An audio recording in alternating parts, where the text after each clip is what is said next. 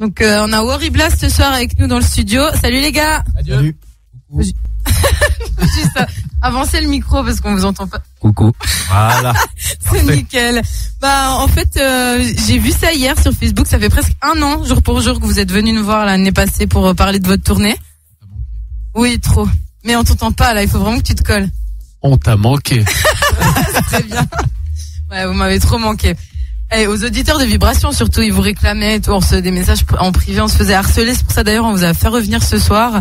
Aussi pour parler de votre tout nouvel album qui sort samedi, donc 44. C'est un peu pour ça que vous êtes là, je crois quand même. Hein. Je crois. Lève-toi, je crois que c'est mieux. Hein. C'est juste que ils ont un micro pour 2, donc c'est un peu compliqué là.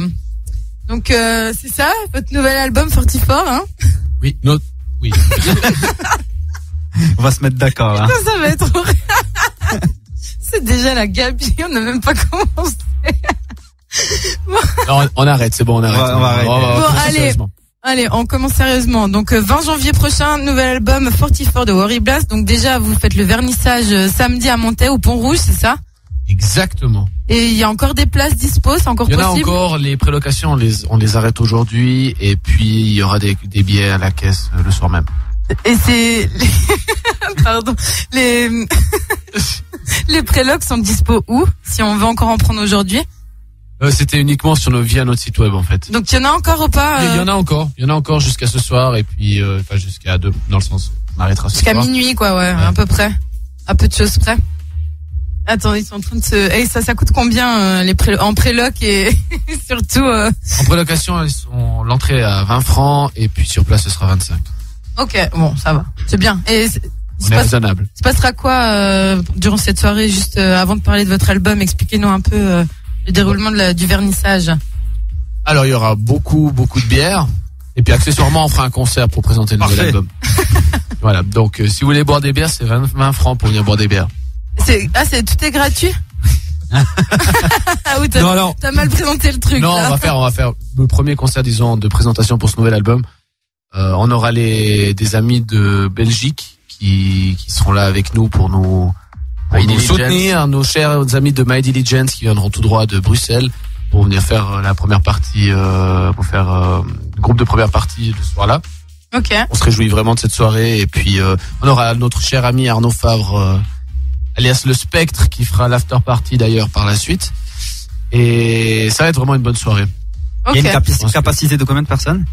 350. Pas mal. Et puis c'est déjà bien rempli au niveau préloc ou?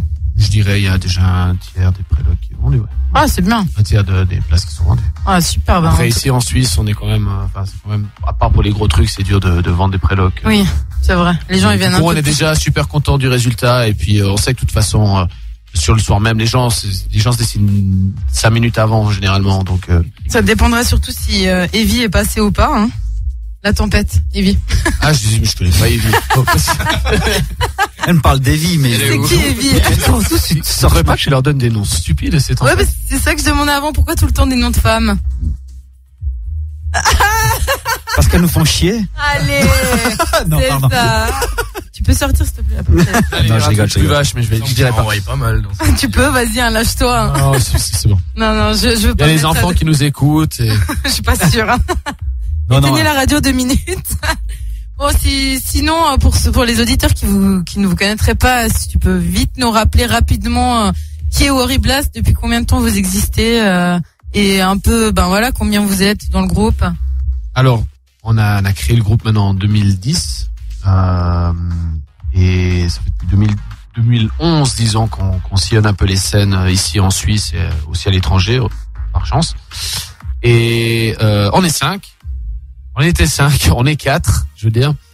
On a maintenant, comment expliquer ça, on a pas mal évolué dans la line-up du groupe, c'est-à-dire qu'au début on était 5, il y a des gens qui sont partis, d'autres qui sont arrivés. Dan, c'est le petit dernier qui nous a rejoint maintenant il y a presque 3 ans maintenant, je pense. Oui. Donc c'est plus tellement un dernier, on classe dans les seniors c'est aussi. C'est plus bleu, ça va. Voilà, exactement.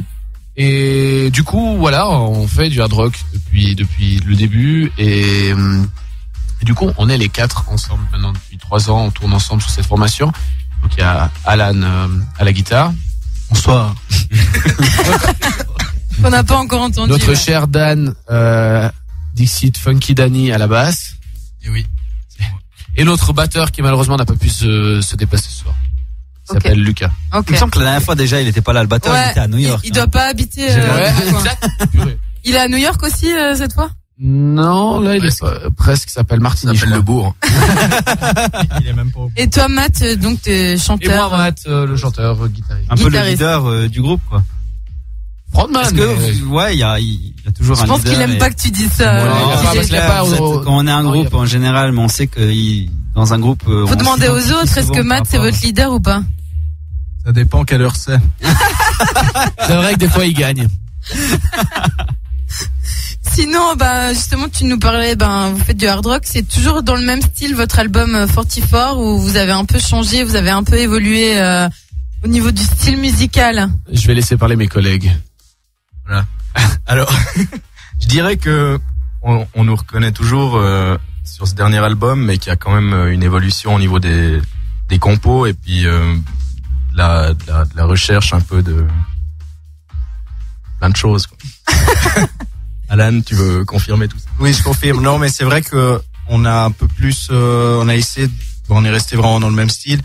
Et puis on a essayé d'épurer un peu plus les chansons, donc au niveau rythmique, les guitares, enfin tout ça, on a épuré un peu les choses, on a un peu plus réfléchi aussi à vraiment essayer de pas refaire le même album que la dernière fois. Et puis je pense vraiment que cette fois-ci il est un peu plus épuré que le dernier. Le dernier, c'était en quelle année? 2016, ouais. 2016. Ok. Et là, ça vous a pris combien de mois? 2 ans, j'imagine, ou même pas? Ça fait 10 ans qu'on travaille sur l'album. Les autres, c'était juste des essais. Non, en tout cas, une bonne année, ouais. Une bonne année de composition, et puis, 1 année et demie, on va dire, peut-être. Je dirais, 1 année. On a commencé, je pense, ça devait être fin 2016. On a commencé à composer. Après, en 2017, en avril, on a été faire des premiers essais en studio pour avoir un premier jet du travail. Et puis on a enregistré l'album au mois d'août l'année passée, donc voilà, je pense qu'il y a eu le temps pour recevoir du moment où on a décidé de commencer un album jusqu'au moment où on l'a reçu. Je pense qu'il y a eu en tout cas une bonne année qui s'est écoulée. Ouais.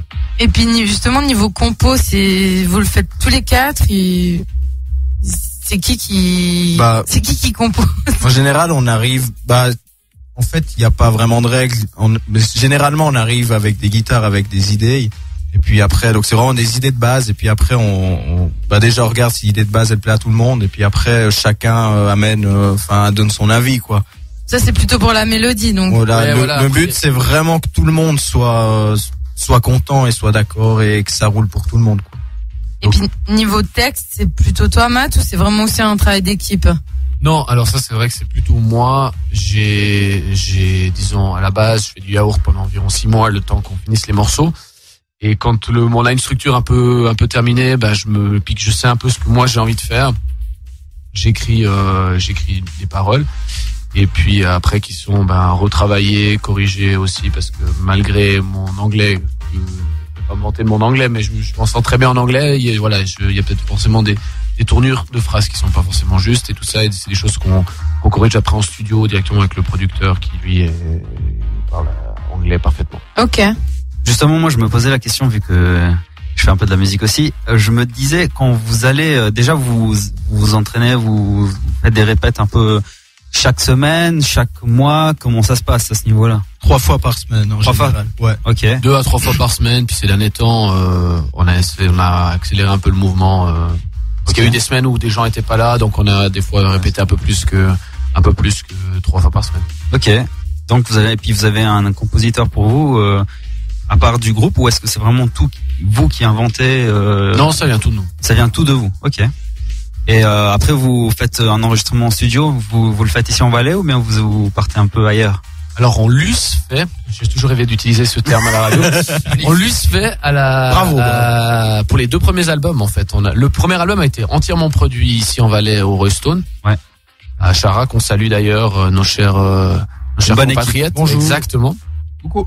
Et le deuxième album a été fait en partie ici, c'est-à-dire qu'on a fait toutes les prises son ici, hormis les voix, qu'on a fait aussi au Roystone en l'occurrence, et puis qu'on a fait mixer en Allemagne chez le producteur avec qui on a bossé justement pour ce 3e album, chez qui on a tout fait cette fois-ci, c'est-à-dire qu'on a été directement en Allemagne enregistré dans son studio la totalité des instruments, des voix, etc. Sous ses conseils. Et du coup, lui, il a un label et vous avez sorti sur son label ou bien pas du tout? Non, pas du tout. On a un label danois avec qui on travaille maintenant, qui s'occupe principalement de la promotion et de la distribution à l'étranger, qui s'appelle Mighty Music, qui travaille aussi pour l'Amérique. Et puis on a un label avec qui on collabore pour le Japon aussi, où l'album sera distribué à partir du 19 ce vendredi. Au Japon. Au Japon. Ok, comme ça. Et du coup, le label, il s'occupe aussi un peu de votre tournée ou pas du tout? C'est un manager? Non, c'est vraiment de la distribution, c'est vraiment sous base de promotion, en fait. D'accord, ouais. On a une autre personne qui s'occupe du booking pour la Suisse et puis aussi un peu pour l'étranger. Ouais. Ok. Je voulais vous proposer juste avant de continuer l'interview de mettre un petit extrait de ce nouvel album, justement. Si j'arrive à le lancer. Ouais, c'est bon.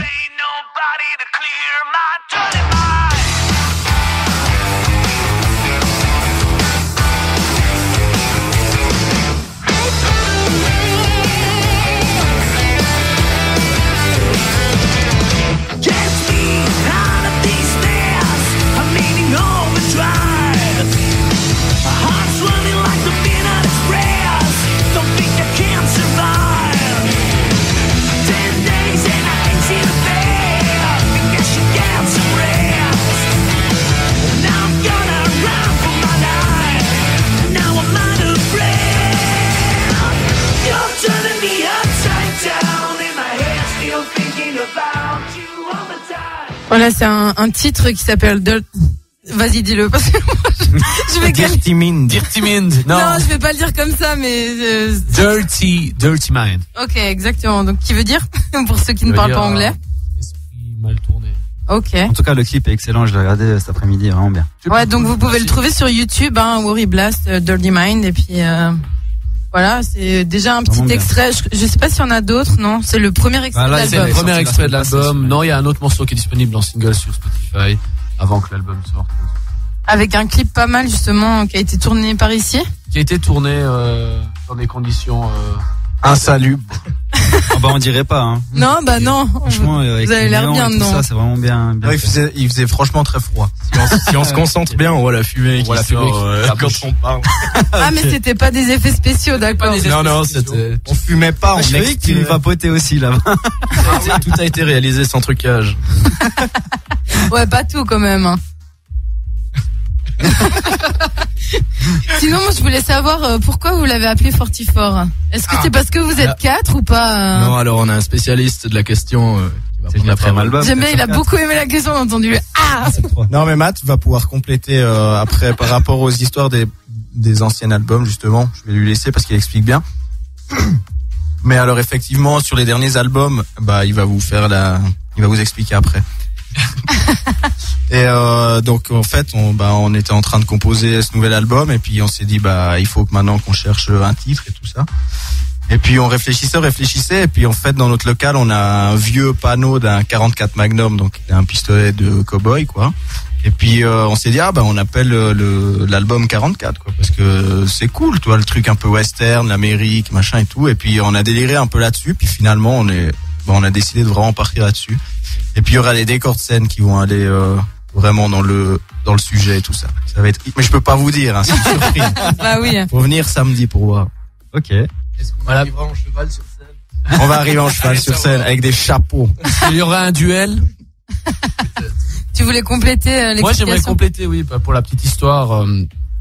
Du coup, on a sorti 3 albums. Enfin, c'est le 3e album qu'on sort, et puis on a eu un EP avant. Il y a vraiment tout le temps eu un peu une petite suite par ces albums. C'est ce premier EP qui s'appelait We Ain't Gonna Stop. On s'arrêtera pas, pour vraiment dire voilà, c'est le début. On est motivé, on va attaquer. Breakout from Hell, qui était le premier album, qui signifie s'évader de l'enfer. C'était le moment de dire voilà, maintenant on va sortir un peu de cette coquille, on va essayer de partir un peu à l'étranger, de partir aussi en dehors du Valais, parce qu'on était super jeunes à l'époque, et puis c'était un peu le début du truc. Et après il y a eu Hit the Gas, justement, qui est sorti en 2016, le dernier album qu'on avait sorti, qui vraiment appuyait sur le champignon. C'était le moment où on devait vraiment aller à fond quoi, pour pouvoir faire avancer ce projet. Et 44, moi je vois vraiment cette image de c'est l'arme maintenant qui va nous aider à persévérer dans ce projet, et puis à nous ouvrir des portes en fait. Alors on espère vraiment que ce sera le cas parce que ce sera encore plus symbolique à ce moment-là. Mais voilà, c'est un peu ce qu'on a essayé d'imager aussi vis-à-vis de ce 44. Et d'ailleurs, pour la petite histoire, les ornements qu'il y a autour du 44 sur le CD, c'est justement les ornements qu'il y a sur les 44 Magnum, donc des éditions un peu spéciales qu'il y a sur les pistolets de cow-boy. Ok. Pour ceux qui ne le savent pas. Je pense qu'il n'y a pas grand monde qui connaissent. Enfin, perso, moi, je connais pas du tout. Hein. Même tu me dis un 44 Magnum, je fais ah ouais. Mais ouais, C'est un l'album a de la gueule. J'irai voir sur Google après. Sinon, il y a combien de titres dans ce nouvel album? Je l'ai sous les yeux, mais Alors moi je peux répondre à ça, c'est assez facile, il y en a 10. Voilà. C'est une bonne réponse. Bravo. Merci d'être venu. Merci. et c'est tout simple. Donc c'est tout ça. Ça reste quand même dans le même style. Les 10 titres. Ouais, comme expliquait Alan, c'est vraiment on n'a pas divagué, on s'est pas retrouvé à faire de la funk ou autre chose. Ouais. Par contre, Il manque pas tout. Parce que justement, quand vous faites un album, j'imagine, parce que moi, quand je fais de la musique, j'ai au moins 50 titres. Vous en avez fait combien, plus ou moins, et puis vous n'avez pas choisi pour c'est un album 10 titres, on en avait fait 9 à la base. Ok. Vous avez Tu vois, Steve, tu dois prendre exemple sur eux. Parce que lui, en Non, fait, c'est vrai, pour la petite histoire, il y a un morceau qu'on n'avait pas vraiment terminé avant quand on est arrivé au studio, qu'on voulait pas mettre sur l'album. Et que le producteur nous a motivé à enregistrer parce qu'il a dit voilà, au moins vous l'avez et puis on va le retravailler un petit peu puis au moins vous l'avez. Et au final, c'est un des morceaux qui ressort le plus de l'album. Ok. Donc tant mieux. En fait, on avait la volonté d'en faire une vingtaine et puis après d'en choisir 10. Donc peut-être les 4 premières, ça a été vraiment, on s'est dit, on fait un peu ce qui nous passe par la tête et puis on les garde et puis on les retravaillera plus tard. Justement, cette méthode de travail, c'est pour pouvoir en faire plus. Et je crois qu'après la 5e, c'est un peu parti en couille. Là. Non mais vraiment, on a commencé à pinailler sur des petits détails et tout. Puis finalement, ça a pris beaucoup plus de temps que prévu, mais finalement après les chansons, on les a vraiment retravaillées dans vraiment les moindres détails. Et puis on s'est retrouvé avec 10 titres, mais on est hyper content des 10. Donc c'est le principal. Il faut que tu prennes exemple, Steve, parce que Steve, c'est le grand spécialiste. Lui, je pense qu'il doit avoir 50 titres qu'il a commencé mais pas fini. Ouais, c'est vrai. Donc, il se plaint à chaque fois qu'il arrive pas à en sortir un, mais Non, mais c'est vrai que moi, j'ai de la peine à me dire, bon, c'est bon, le morceau est terminé, je passe à autre chose, et puis je l'envoie, et j'ai toujours un truc qui me plaît pas, ou il manque, j'essaie à chaque fois de pousser un peu bon, après, ils sont 4. La chose qu'il y a aussi, c'est qu'on essaie de tenir un rythme bien de un album par chaque 2 ans, en fait. Et c'est vite compliqué de si on se disait, bon, maintenant, on prend le temps de faire un album, on compose plein de morceaux, puis on choisit après, sans se donner de deadline, ce serait peut-être aussi, l'occasion de vraiment faire, comme tu dis toi, d'avoir une vingtaine de morceaux, de les préenregistrer, de les écouter, puis dire, celui-là, il ressort mieux que celui-là, et puis de les faire. Et vu que, généralement, quand on sort l'album, on fait une tournée toute l'année, on n'a vraiment pas le temps de composer. Enfin, on fait une tournée, j'entends, mais je dis, on n'est pas dans la mentalité de composer. Et l'année suivante, c'est toujours généralement un peu plus calme. Et puis là, on prend le temps de composer, mais sur une année, donc entre les bagarres, entre les il y a toujours un peu des accrochages, et puis c'est ça aussi qui fait la force du truc. J'aime bien les bagarres. Dan, il avait le monstre sourire, c'est les meilleurs moments. Mais on met vraiment l'accent sur la qualité des concerts live, donc en fait, quand on sort un album, en général, on a quand même pas mal de dates qui tombent, et puis on veut pas négliger le côté live, le côté vraiment que ça tourne au concert. Donc les répètes, c'est vraiment basé là-dessus, et puis c'est vrai que des fois on prend pas forcément le temps de se dire est-ce qu'on commencerait déjà un petit peu à composer, et puis du coup on se concentre vraiment que sur le live, pour être au top sur scène. Parce qu'on a vraiment, je pense, cette mentalité de dire que ce qui est fait sur l'album doit être reproduit en live, puis on est un groupe vraiment, je dirais, puriste, comme beaucoup des groupes de ce style-là, mais on va pas vouloir jouer avec des bandes ou avec des choses qui correspondent pas du tout à ce qu'on fait. C'est aussi pour ça qu'on essaie de garder la même énergie qu'il y a en studio sur scène, et vice versa, en fait. La même énergie qu'on dégage sur scène, de réussir à la reproduire sur CD.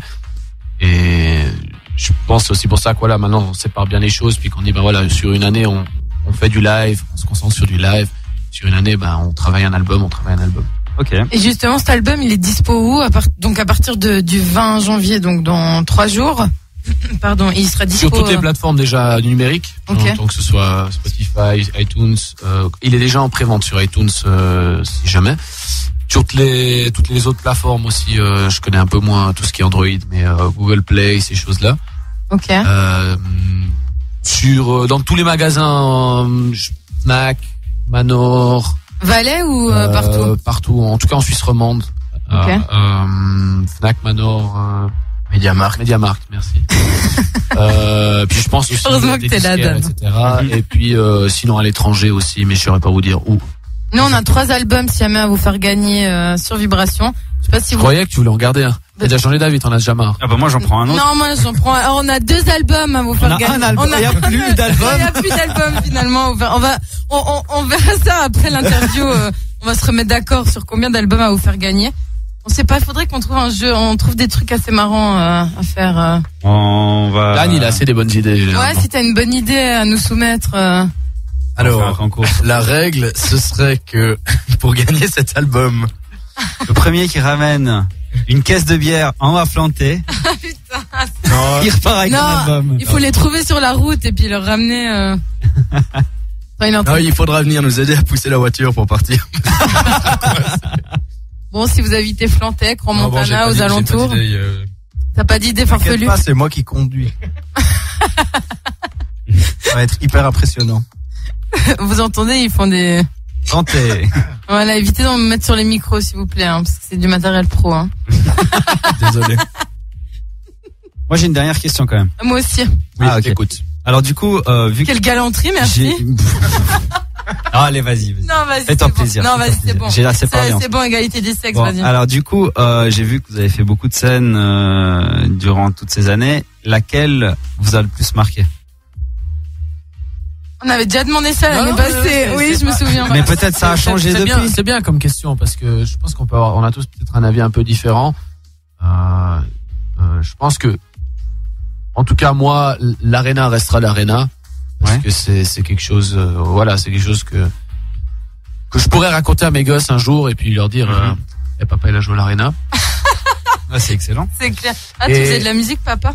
Ouais, c'est ça. Peut-être que j'y jouerai toujours quand j'aurai des gosses et peut-être que j'y jouerai plus et puis que je serai garagiste, je sais pas.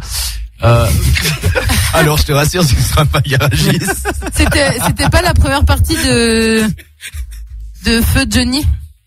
Non, c'était pas ça l'Arena? Ah, c'était exactement ça. C'était de notre grand et regretté. Non, mais j'ai pas compris, Feu Johnny. Bah, Feu, quand quelqu'un est mort, tu dis Feu avant, en fait. Bah voilà, tu seras pas écrivain ni garagiste. T'as jamais vu. Vous coucherez moins bête. Sport automobile, Dan, il pourra vous dire. Feu, c'est quand on commence la course. Non, mais quand tu dis feu avant. Non, je crois que, pour rester plus sérieux, là, ça va n'importe quoi, je crois. Oui, alors c'était exactement cette première partie-là. Je pense pour tout le monde, je pense qu'on est tous C'était vraiment, on l'avait croisé le soir, après le concert. T'as pas vu dans le 20 minutes, ils ont mis leur photo. On a la photo bras dessus, bras dessous. Ouais, le lendemain de son décès, il y avait la photo de Horribles avec Johnny sur le site internet. Ok. Et puis, ouais, c'est vraiment une scène peut-être qui nous a marqué parce que c'est vrai que la salle, elle a ses spécificités un peu techniques. Et puis, on est rentré sur scène, on a joué la première chanson, en fait, quasiment dans la nuit, quoi, juste avec des lumières de face. Et puis, à la fin de la première chanson, il y a tout qui s'allume. Et puis là, tu vois un espèce de mur de gens de 9000 personnes. Ouais, en plus, la salle est vraiment assez courte et puis c'est tout en hauteur. Donc, t'es devant un mur de gens. Est-ce que t'as dit coucou? Je crois pas que j'ai dit. T'avais pas de mots, là, je pense. Ça doit être assez chaud, ça. Hein. Tu dis quoi aux gens? Je saurais même pas dire ce que j'ai dit comme première parole. Et souvent, on a des trucs comme ça, on a de la peine à se reprojeter comment ça s'est passé. On est complètement ailleurs. Mais et du coup, pour suivre à cette question-là, quelle serait la scène rêvée que vous aimeriez faire un jour? Un festival ou... Non, moi j'ai un endroit où vraiment j'aimerais jouer une fois. C'est le Red Rock dans le désert aux États-Unis. Je crois que c'est près de Las Vegas. C'est Pardon. J'adore la réaction de tes collègues. Personne ne connaît. Tu pourras pas être musicien, Dan, toi. Non, c'est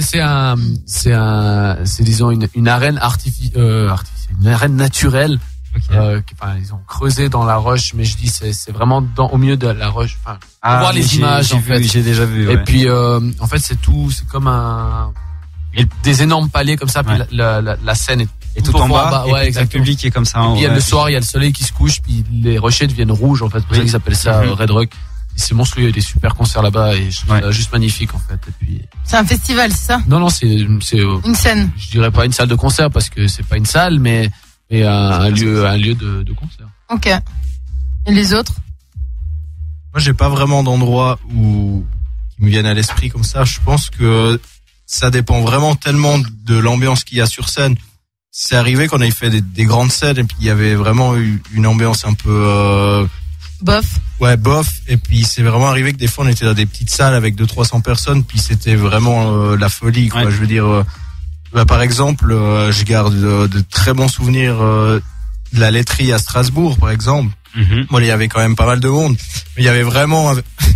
Ils ont fini les deux. Ouais, je sais pas, ils ont une espèce de fou rire là. Ils ont chopé un fou rire, ils sont à deux doigts de se pisser dessus. Alors la laiterie à Strasbourg, il y avait vraiment un accueil, un peu une osmose avec le public, vraiment. Et là, en plus, on était en première partie, donc c'est pas toujours évident de faire des premières parties parce que les gens ils sont pas là de toute façon pour te voir.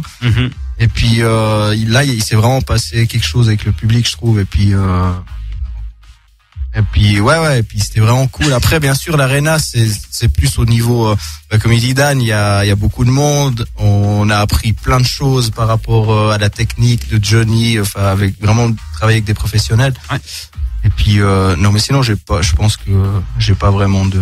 Moi, j'aurais bien voulu jouer avec Motorhead, mais bon, paix à son âme. Apparemment, c'est râpé, ouais. Effectivement. Donc, peut-être dans une prochaine vie, mais là, c'est foutu. Et toi, Dan, non? S'il arrive à parler. Oui, bien sûr. Non, je m'entends plus. Voilà. Je m'entends plus. Tu t'entends quand même quand il parle. Pour moi, je pense qu'il y a pas vraiment d'endroit, où je préférais que d'autres. C'est plutôt un peu le sentiment du moment, le sentiment en live.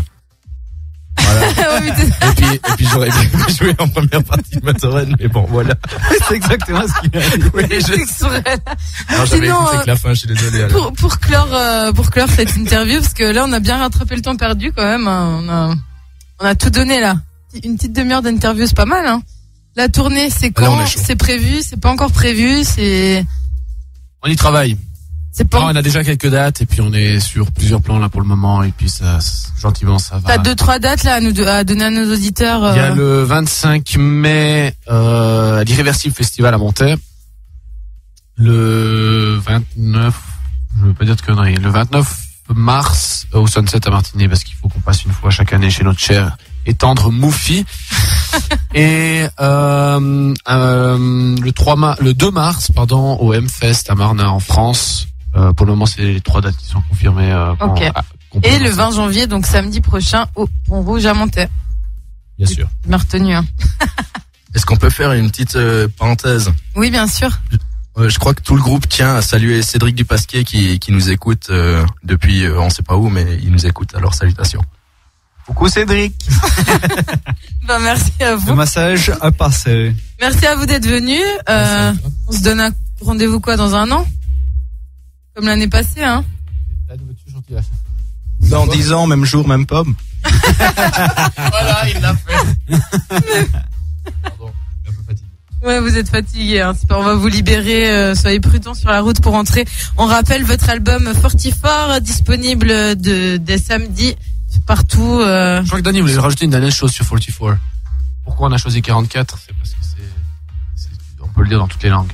Voilà, c'est plus facile à prononcer aussi en français, par exemple, pour notre équipe technique qui ont des difficultés avec la prononciation anglaise. Alors on peut dire 44 également, c'est comme vous voulez. En espagnol, ça fonctionne aussi. 44. Et puis du coup, vu que vous allez le sortir en Chine, ça se passe comment? Au Japon, ça voilà, se passe au Japon. Normalement, c'est au Japon. On a l'impresario qui nous suit directement sur place.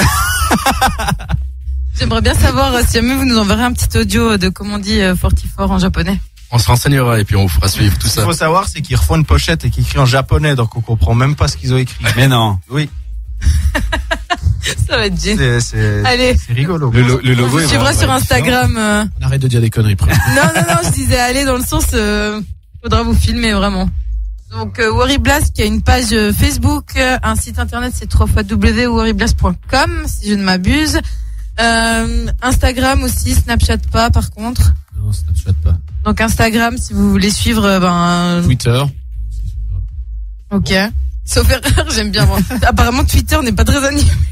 Allez sur Facebook, sur Insta, sur leur site internet. N'hésitez pas à acheter en masse leur nouvel album qu'on encourage aussi les groupes locaux. Ils font du très très bon son. On est hyper contents en tout cas de vous avoir reçu ce soir. On vous souhaite que du succès, des milliers de ventes. Et voilà. Tout ce qui suit, un gros merde. Merci, c'est magnifique. Dank vielmal, hein. Bitte schön. Oh non, s'il vous plaît. Hein. Ah, nous, l'équipe technique. Allez les gars, merci beaucoup en tout cas d'être venus et puis à très Merci vite. à vous. À tout plus. Ciao ciao. Ciao les gars.